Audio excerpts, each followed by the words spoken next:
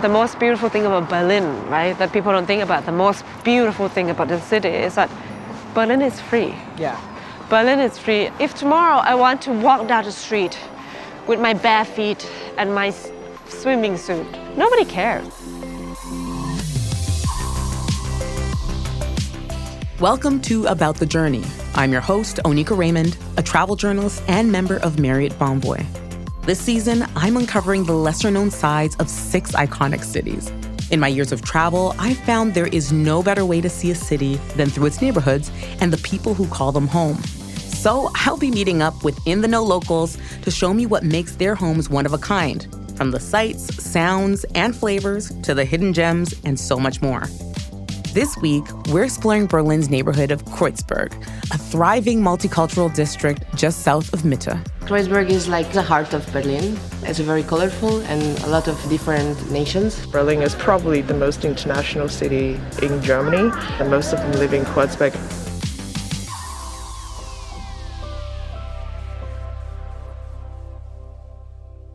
Kreuzberg has long been a mecca for newcomers to Berlin. The district's openness to all cultures is a hallmark trait that can be seen everywhere. In its Turkish markets, varied Asian restaurants, and the mix of languages you'll hear along the Landwehr canal. It's this tapestry of cultures that's brought me here today to meet up with Michelin-starred chef Dalad Kambhu for a tour. The climate of the food scene in Germany 7 years ago is very different than now. When I opened the restaurant, people were like, Thai food, it cannot be a star food, you know. Dalad moved to Berlin 7 years ago to open Kitten Deli, an upscale Thai eatery that combines local ingredients with Thai flavors and cooking techniques. You know, now we have like a lot of females in the food scene, and surprisingly, a lot of them are here. I've spent a lot of time in Berlin and even lived here for extended periods since my husband is a native Berliner. But I haven't spent much time in Kreuzberg, so it was time for me to see what I'd been missing. Hello. Hello. Lovely to meet you, Dalad. Thank you Lovely to meet you as so well. much. Really excited. I meet Dalad in front of Kitten Deli, a women-owned breakfast joint that serves Israeli and Middle Eastern fare close to the Landwehr canal. So first things first, tell us, where are we? We are in this neighborhood called Kreuzkölln. So technically we're in Neukölln, and the other side of the river is actually Kreuzberg. And because they merged, kind of meet in the way, so people call it now Kreuzkölln. It's no surprise that the zone between Kreuzberg and Neukölln has become its own entity. The neighboring districts share many features, including a thriving artistic community. It's actually where I live. It's very diverse, which is nice and made me feel a bit more home. At just over a mile east to west and less than half a mile north to south, Kreuzkölln is a small, inviting pocket of Berlin and a great gateway into Kreuzberg via the many walking bridges that cut across the canal. So right now we're on this wonderful bridge that crosses between Kreuzberg and Neukölln, and it's actually really, really fun in summer. Like people actually would come out, have a drink here, look at the river, the sunset. We always have some music going on somehow. And there's another bridge even more there that people literally just sit on the street and you can't even drive anymore. So it's really cute here. For somebody who's not from the area, what are some landmarks that would help to kind of ground them so that they know where they are? Actually, this bridge would be like one of the starting point because you're between Maybach-Ufer and Paulingen-Ufer. And Paulingen-Ufer has a lot of cafe, a lot of, little shops. And on Maybach-Ufer, actually, you have the Turkish market 2 times a week. Every Tuesday and Friday, Maybach-Ufer Street, which runs alongside the canal, transforms into an outdoor bazaar known to locals as the Turkish market. You can find everything here: spices, fresh eggs, jars of olives, Anatolian dishes, and even ornate textiles. This market is truly a one-stop shop. It sounds like there is a lot of character in this neighborhood. What inspires you in your restaurant about this neighborhood? For me personally, I think it's the diversity. I definitely understand what you mean. I think for me as a Black woman, it is nice that you can come to an area like Kreuzberg and you can see people of color. I guess it makes sense as to why you moved here. But if you could kind of explain to us in words where you lived before and why you live here now. I lived in New York for 10 years. And that's when, my passion for food started. That's when, I started cooking for my friends in the an apartment, and next thing you know, my friends kept wanting more and more, and I was working already in restaurants, and then I wanted to be in the back, in the kitchen, but no one allowed me to be in the back. They kept putting me in the front. Because, back then I was quite cute, young, was a model. That's sort of was kind of discouraging in the beginning. And I thought, as a young person, maybe that was my role because you didn't know better. Because all the people I look up to in the industry back then, they were all men, right? They're not that many women. But my passion didn't stop then. So it sounds as though coming here really gave you the opportunity to fulfill this dream of opening your own restaurant. What is it about Kreuzberg that makes it so welcoming for female founders? Well, first of all, I think Kreuzberg is actually really, really cool. And because of the diversity we have here, I think people are more welcoming to change and difference. And, now we have a lot of young females in the food scene. And surprisingly, a lot of them are here. We have mama shops, we have chunkings, we have panda noodles, we have where we just met at Kitten Deli, that's also female-owned. Berlin's food scene is booming, and it's gaining traction thanks to the innovative women behind some of the city's best eateries. This is precisely what attracted Dalad to the city. Still in Berlin, she's a food blogger, and she made a map one year of female-owned places, and a lot of them are condensed in this area. Dalad has forged deep relationships with many of the women working in Kreuzberg's food scene, including Ash Lee. My name is E, but everybody calls me Ash. I've been living in Berlin for 13 years, and I own a Chinese noodle restaurant in Kreuzberg called Chongqing Noodles. We are specialized in spicy noodles from Chongqing region, which is a city in the west-south part of China, right next to Sichuan. We met Ash in front of Kitten Deli as part of our tour. Right away, she and Dalad start chatting about ingredients. Are you getting mustard green from here? I'm like, it's a bakery, girl. How can you get a mustard green? Ash met Dalad in Berlin prior to her moving here, when she was still just considering taking the leap. The two became fast friends, and it was Ash, with some other mentors, who encouraged Dalad to make her dream a reality. She was like, I'm planning to open a Thai restaurant. I'm like, yeah, we need some spice in this city, Berlin is not... As a female chef of color, Ash related to Dalad's hesitations about moving to a new city and country, especially her fears about starting a fine dining restaurant that brings Thai flavors to Berlin. Before I opened a restaurant, I was deciding what kind of restaurant I was going to open. I love to go just like a noodle joint, or some restaurant just offers one or two dishes, really simple with higher quality ingredients. And it was very difficult at the beginning because people was like, why are noodles so expensive? But we were like, look, we use seasonal ingredients as local as possible. It's 2023, and Chinese food is one of the most skilled cuisine, in my opinion. Together, Dalad and Ash have shown that Asian flavors have a place amongst the finest restaurants. Ash notes that part of that success comes from being in a place like Kreuzberg. I live in Kreuzberg. I work in Kreuzberg. I almost never get out of my area. I do choose to be here for reasons, because at the beginning when I opened a restaurant, I wasn't sure if people are going to like it. It's spicy. A lot of people just maybe they don't even know what Chongqing spice is. But I feel like here, people are more international. It's the beauty of being in Kreuzberg. We have a lot of regular customers. We have a very strong spicy community, we call. We leave Ash to let her prep for another busy Friday night at Chongqing Noodles and continue our tour. As we walk up the shady, tree-lined streets of Kreuzberg, treasures abound. Street art covers nearly every wall we pass by, and we stumble upon little parks with ping pong tables and playgrounds with themes like pirate ships and Robin Hood. So the thing about Kreuzberg, for me, is that visually it is so different from, say, the western part of Berlin. The really manicured buildings and sidewalks. And here, completely different story. It's very colorful. What is your kind of perspective on that? So Berlin has its history of, first of all, they have the wall that divide east and west, right? When they reconstruct a building where they were bombed, it became more of social housing. Yes. Styles. While Kreuzberg was on the west side of the Berlin Wall, it was and still is home to Checkpoint Charlie, the well-known crossing point between East and West Berlin. The proximity to the wall and the lasting effects of World War II meant Kreuzberg was slow to rebuild. But the new residents it attracted, artists, students, and immigrants, laid the foundation for its eclectic spirit today. You know what? People always ask me, Oneika, you spent a lot of time in Berlin. what makes Berlin Berlin? And it's that people just don't care what you do. Can come and wear whatever the heck you want. Yes. The idea here is just to come as you are.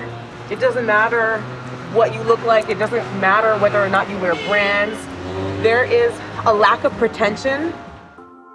As we walk, Dalad points out one of Kreuzberg's many vintage shops, and racks of beautiful leather jackets tempt us. Before we know it, we're at our next stop on the tour. Yeah, there's so many nooks and crannies in Berlin, and I love rounding a corner and seeing kind of like this market vibe. We stop and stand in front of a grand cement archway with retro red block lettering. It spells out Markthalle. So now we are about to arrive at my favorite market that we do a little shopping, grocery shopping for my house and also for the restaurant called Markthalle Neu. Dalad leads me through a set of glass-paneled, blue-trimmed doors into Markthalle Neu. High vaulted ceilings let natural light flood into the historic building. We head to some of Dalad's favorite spots in the market, starting with the women-led food stall, Manti Berlin. Hi, how are you? Thank you. Fine. We would like to get, which one would you like? I think I'll go with the spinach and cheese. Yeah. Manti is a beloved Turkish dumpling dish. Pillowy, ravioli-like dough is stuffed with fillings like beef, spinach, and cheese. They're then boiled and served with a creamy yogurt sauce. This is delicious. So good. These dumplings are filled with spinach and cheese. Mm-hmm. And you know it's not too heavy because you have this like spices and a little bit of chili. Mm-hmm. I think what I love is that I'm having Turkish dumplings in Berlin. You know, we have a lot of Turkish population here. Mm-hmm. They came here after the World War II to help rebuild the city, and they stay. And there are traits of the culture influence here, you know, that I think coming to Berlin, you have to try Turkish food. Mm-hmm. Berlin is home to the largest Turkish population outside of Turkey, and the majority of the community reside in Kreuzberg and Neukölln. Their contribution to the culture here cannot be understated. It's such an important part of like Berlin's fabric. Yeah. It's said that the doner kebab, one of Berlin's favorite street foods, originated in West Berlin as a symbol of the merging of Turkish and German tastes. It's a dynamic that Dalad knows all too well, as she's paired local produce with Thai flavors. So here is the little vegetable store that I always order from for the restaurant. Here, for example, is the asparagus, and this is the one we use as the restaurant. Having come to Germany many times, I know that white asparagus is a thing, and there's an asparagus season, and so you're going to see lots of restaurants base their entire menus off of this white asparagus. So how do you incorporate asparagus into the Thai cuisine that you serve at the restaurant? So basically, I look at the produce like, hey, if this were to happen to be available in Thailand, how would we cook it? I see. So for example, in this case, we steam them quickly and then we kind of slightly grill them. Get a little bit smoky, cut them and toss them with like fresh kind of dressing with like lamb, fish sauce, some onions, and when we grate them with a little bit of salted eggs, a little bit crispy shallot, lemongrass, delicious. Delicious. Yeah. I just love how sustainable it is, right? I love the idea of using what is in season. Yeah, what's local. Yeah, so that really kind of shapes the menu, but I also feel as though it's an amazing marriage between the two cultures, right? Yes. You have German culture, German food, and then you blend that into your Thai cuisine, your culture and your customs. So I love that kind of bonding. Yeah, and when we first there. opened the restaurant, actually it was like a scandal because people here weren't ready for Thai food to do it that way. And now it's sort of like a norm for every restaurant. Dalad continues to use her restaurant, Kitten Deli, as a vehicle to push forward the causes she cares deeply for. Today, she looks to provide opportunities to more women and people of color who are new to Berlin and finding their footing. We sat down at Kitten Deli, our final stop of the day, so that Dalad could show me the culmination of years of hard work and to talk about the work ahead to make more of Berlin's food scene as rich and varied as in Kreuzberg. For someone who doesn't have Thai background or somebody who is not familiar with the culture, how do you want them to feel when they come in here, when they sit down and eat your food? I want them to experience my home, I guess, because I don't know that many Thai restaurants that do the way we do it. Actually, I don't know anything. Like we sort of made it clear that you're going to share the food because it's how we eat it. When the rice course comes, we're gonna suggest you to use a spoon because it's how we do it. We're gonna start with sour little thing and fresh, some ceviche, some salad, just because that's kind of like how we eat it in Thailand. We start with the fresh acidic dishes, and then we go to rice and curry and more stuff because that's how we eat growing up. And I just want them to experience what it's like to eat Thai food, the spirits of it. Now, you were the youngest woman in Germany to ever get a Michelin star. Yes. Which is a huge feat, not only a female-owned business, but a minority-owned business as well. So again, absolutely incredible. What has it meant to you to be able to achieve that? You have to remember one thing, the climate of the food scene in Germany 7 years ago is very different than now. When I opened the restaurant, people were like, oh, Thai food, it cannot be a star food, Oh, why don't you use papaya? But what I was trying to do is I just want to prove to the world that, or at least here, that to show the case what Thai food really is. We use organic coconut milk, curry paste we made in-house. But what I would say, what it means to me is only one thing. The night before we got the Michelin star and the night after we got the Michelin star was the same food. Yeah. Exactly the same food, but completely different feedback. And I think it's important for us to keep in mind how many other amazing restaurants there that they didn't have a star and then people just didn't give them the acknowledgement, So I think this is a great point for everyone to remember that if you like something, just eat it. I will eat all the things that I like. Berlin has become a place for young chefs to put down roots due to its openness to creative endeavors and its strong pop-up restaurant culture. It's a spirit of experimentation and play that Dalad uses in every dish. When you come here, we serve you food, which is usually like curry, deep fried fish, something saute, or something else, whatever, and they come with rice. And every night we have some left because we cannot not have enough rice. So even though excellent estimation, I don't want to throw away rice. So we decided that the best thing to do about it, turn them into a cracker. Yeah, this is really good. I was trying not to chew while you were talking. Very crunchy. Very crunchy. Really tasty. You should try it with the chili paste here. Oh, okay. I didn't even see the paste. Chili paste is excellent. It's not that hot, but I am from the Caribbean, so I feel as though I'm okay with spicy food. So we know that sustainability is really at the heart of what you do, and we can see it displayed in the dishes. Is that something that you're intentional about? I'm definitely intentional about local produce. We still use coriander in the winter from Thailand, and in the summer we use from here. Depending on what they have available. So instead of making a lot of money, I choose to be the part of the change. I would like to be the positive effect. So in your estimation, people who are coming to Berlin, how can they be more conscious travelers? Do research. We all well aware now that women need more support and then the minorities need even more support. In any main city in the world, there's so many options. I think it's very, very important to look up before you go eat. Is this place, they support local produce, who are in that team. So, there are information always out there. There are resources. Yeah, we just have to look it up and be conscious of it. So it was a pleasant surprise to learn that there are so many women-owned and operated businesses in this neighborhood of Kreuzberg. And in the case of Dalad, coming and starting a business, a successful business, is just so impressive. I think it's also imperative to visit these neighborhoods that are changing and that are really serving to evolve the images of what it means to be a Berliner.